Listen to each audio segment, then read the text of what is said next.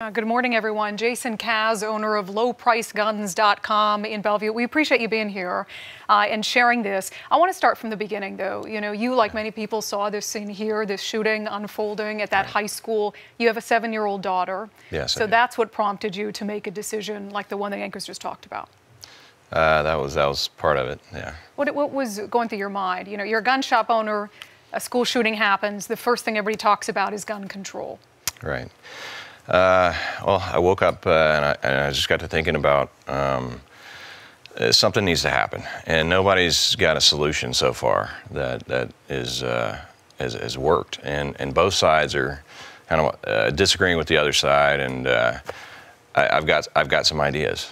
So the idea that you floated is at your store, you are no longer going to sell long guns. That's correct. To people under the age of 21 unless they're active duty military or honorably discharged from the military. So first define what that means. What types of guns are we talking about?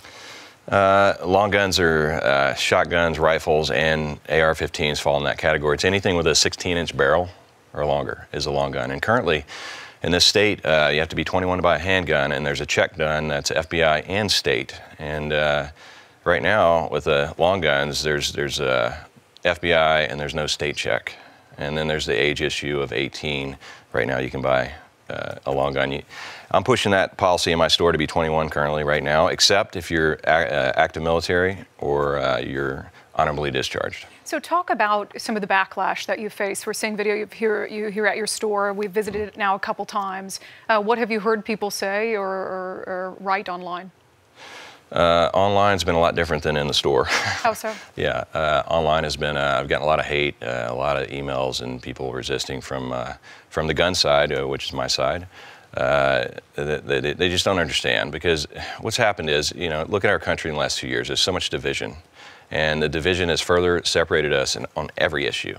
And with this issue, I've got ideas that make sense. And it's like each side needs to listen and be open and work with each other and not resist. And in this instance, both sides resist, because the gun side is like, well, common sense laws that we hear about from the left are really just take away our ARs and high-cap mags. And it's like, no, it doesn't mean that.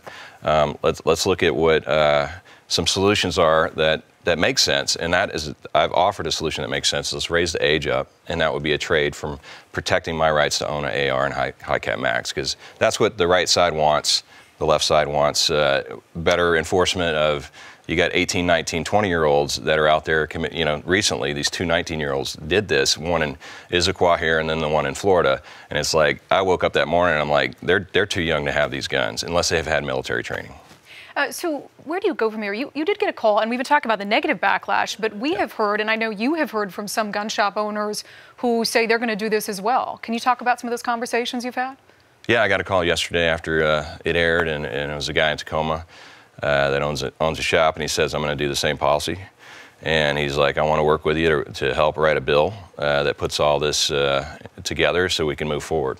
Yeah. So the bill, that's uncharted territory for you. So you're going to be looking for help on that, I'm sure. Yeah, I'm not a politician. I've got some ideas. So, and I want to keep moving forward with these ideas. So for people who are watching, and like we said, you know, you got a lot of backlash over this. You're going to continue. I hate to be the bearer of bad news, but you're going to continue to get a lot of backlash over this, I'm sure. Yeah. For people who look at you, they see a guy who makes his livelihood off of selling guns. These guns are not cheap either, so I imagine you bring in quite a bit of money every time you sell one. What message do you think it should send that someone like you is willing to budge a little bit and has decided these guns don't belong in the hands of 18, 19, 20-year-olds? Well, it's not about the money. I operate on very slim margins. It's Low Price Guns, the name of my store. It's not a big money maker. I've definitely not been in it for the money, and not now. And I'm willing to put my whole business and livelihood on the line for what I believe in right now, and that's what I'm doing. Is that a real possibility that you could lose your livelihood? Anything's possible. Your business over this? You know, anything's possible. I believe in what I'm doing, and I believe I have a solution that could work on both sides if I'm heard out. And if you go to my Facebook page and you read the last post I did, I explain it really well, because I had a back and forth with another gun store owner that wasn't getting it at first, and he was really mad at me, and I spent like an hour going back and forth with him, and I posted that argument, and by the end he's like, okay, just tell me what you need, I'll help you out.